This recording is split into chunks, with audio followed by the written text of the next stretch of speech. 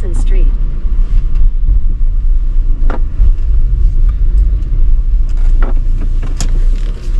Turn right onto Oxley Street.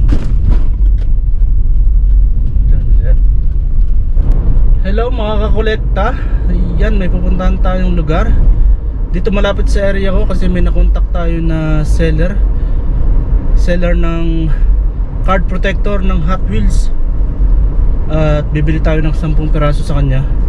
Kasi may na-score tayo kanina mga Ford Mustang sa post office kaninang umaga. Nakabili tayo ng 5 piraso, yung complete series ng silver 60th years anniversary yata yun, tama. Hindi ako nagkakamali. 60 years silver anniversary Ford Mustang. Bali, yun kasi yung isang pupukusan ko na i-collect mga Ford Mustang. At meron tayong mga na-score din last week ng mga nakarang linggo Ford Mustang. So nasa 10 piraso na rin yata yung ating nakolekta, kaya yun, kukuha tayo ng 10 piraso para may lagay natin. Kasi wala akong planong ilus yung mga yun. I-display na natin siya ng as it is. Lalagyan lang natin ng yun nga, card protector.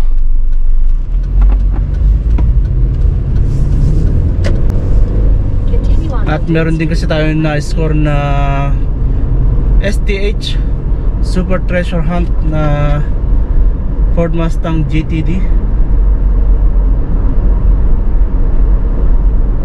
So hindi natin ilulus yung mga yun.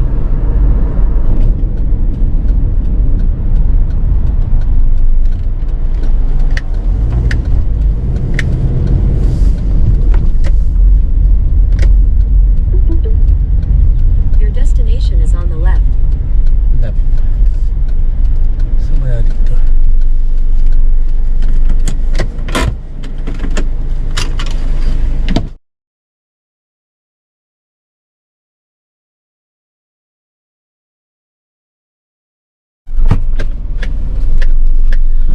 Yan, mabilisang transaction lang guys.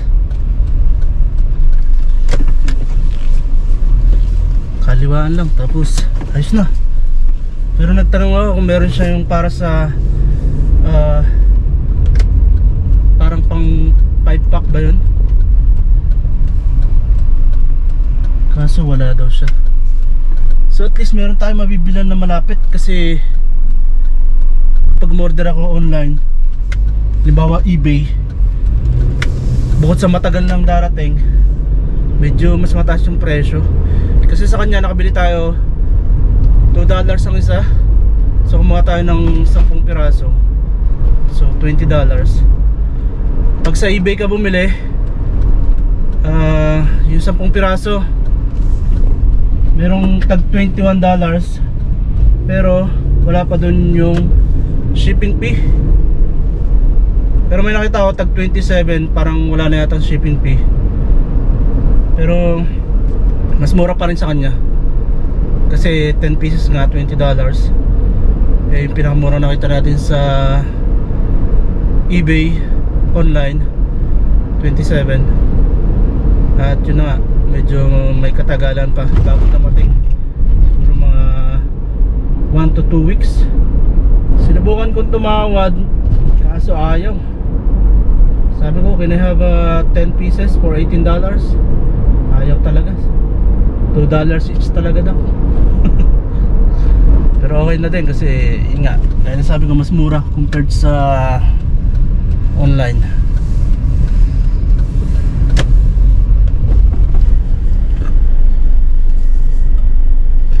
Magpapagas lang muna tayo mga kakolekta bago tayo umuwi.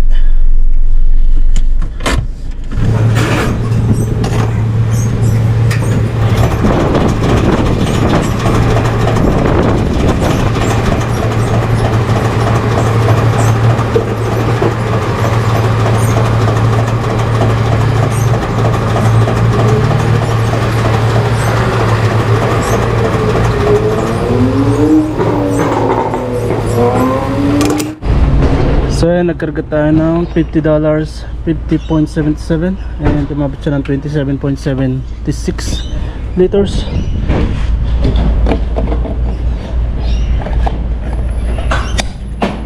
At ayan na guys, nakawin na tayo ng bahay. At ito nga pala yung mga binili nating card protector para sa ating mga Hot Wheels collection. 10 piraso yung binili natin at ang presyo niya is $20, $2 each.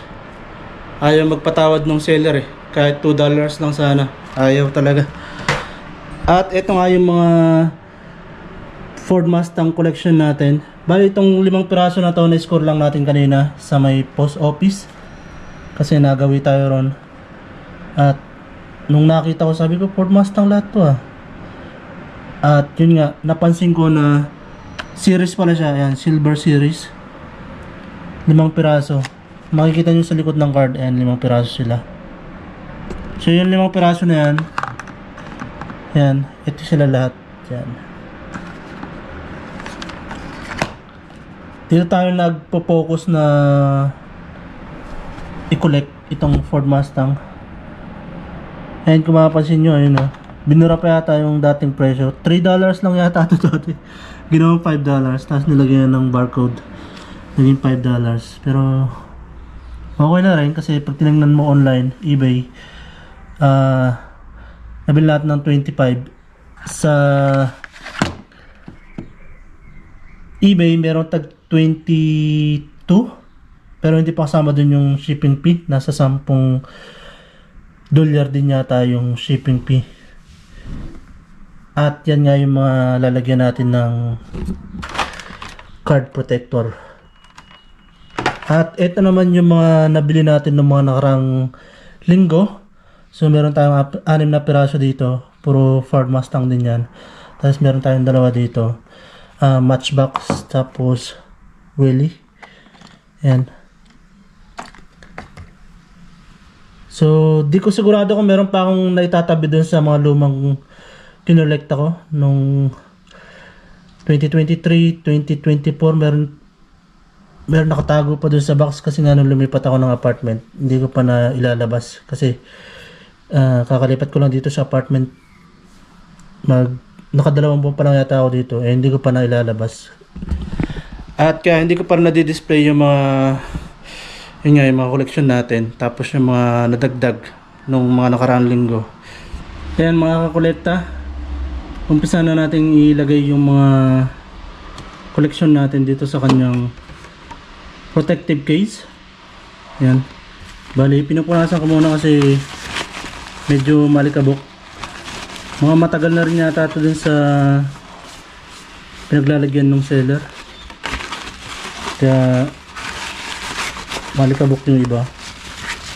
Punasan natin lahat para all goods, diba? At isang kagandahan din, kapag ilalagay mo siya sa protective case, itong ating koleksyon, yung card natin hindi basta-basta masisira. And kung mapapansin nyo, itong card natin, and medyo itong kanyang sabitan, medyo nakabend na. Ayan, nakabend siya. So kapag nilagay natin siya dito sa ating protective case, mag-i-straight ulit siya. And yun nga, mas tatagal yung ating card, hindi basta-basta masisira. At mas magandang tingnan yung ating mga koleksyon. Yan o. So one down. At isang kagandahan din mga kakolekta, kapag nalagay mo na siya sa kanyang protective case, pwede mo siyang patayo na ganyan. Medyo nakapayuko lang siya bahagya, pero pag sa mataas na part mo siya ilalagay, halimbawa sa mga ibabaw ng cabinet, hindi siya masyadong halata. Yan. So kahit hindi mo siya ihang, kahit ipatong mo lang siya, pwedeng pwede. Pero mas maganda kung nakahang siya. Yun nga lang, hindi kasi advisable na maghang dito sa aking inupang apartment kasi baka masira yung dingding. Bagong pintura pa naman bago ko lumipat dito. So yan, nakaisa na tayo.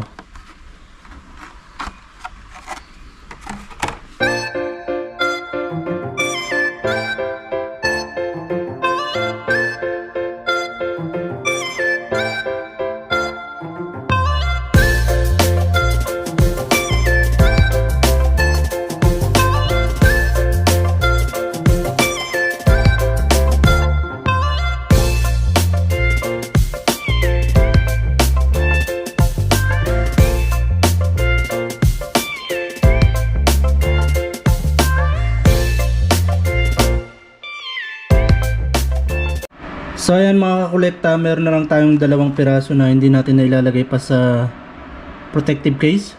At meron na lamang tayong isang protective case.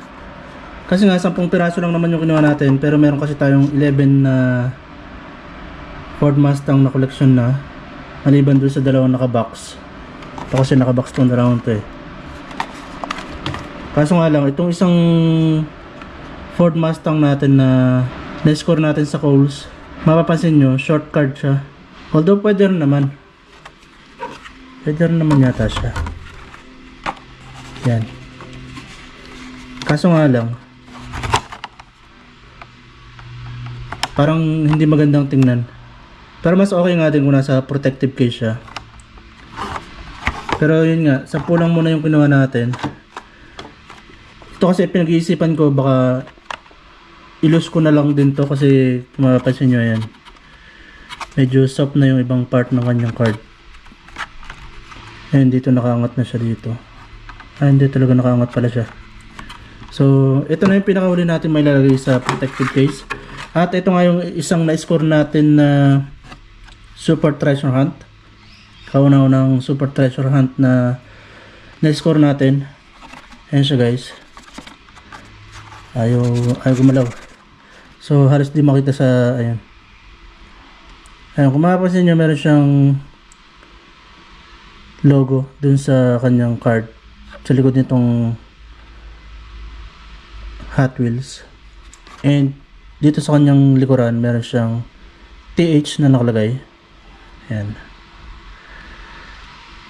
Kita ba? Medyo blurred yata. So ito ngayon mga kakolekta yung ating na-score na Treasure Hunt. Ford Mustang GTD. So bali 3 piraso na yung GTD natin. Ito sila, yung dalawa. Pero magkakaibang kulay sila guys. Yan. So hopefully makakita pa tayo na ibang kulay. Yung kulay red naman. Kung meron mga available. Para mas cool tingnan, di ba? Iba-ibang kulay pero para-parang unit. So ilagay na natin to. Ito na yung pinakahuli natin mga kakolekta.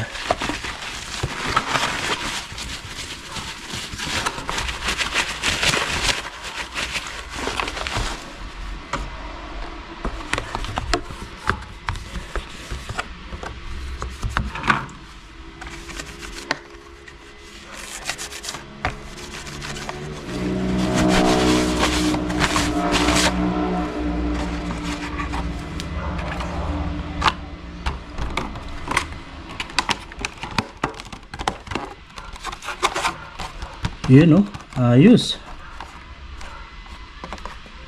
Treasure Hunt. So bali sa ngayon meron na tayong ilan ba? 10, 11, 12, 13 piraso ng ating Ford Mustang collection. Pinag-iisipan ko kung itong mga to, yung mga nakabox, lalo na to, kung ilulus ko. Kasi nasa box to, nasa loob, so hindi natin makita yung actual. So possible na ilulus natin to. Yan. And pakita natin, yan.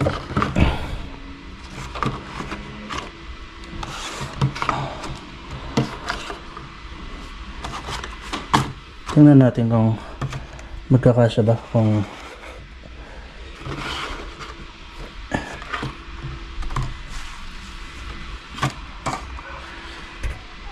at ayun na nga mga kakolekta, napakagandang tingnan ng ating connection ngayon. Ford Mustang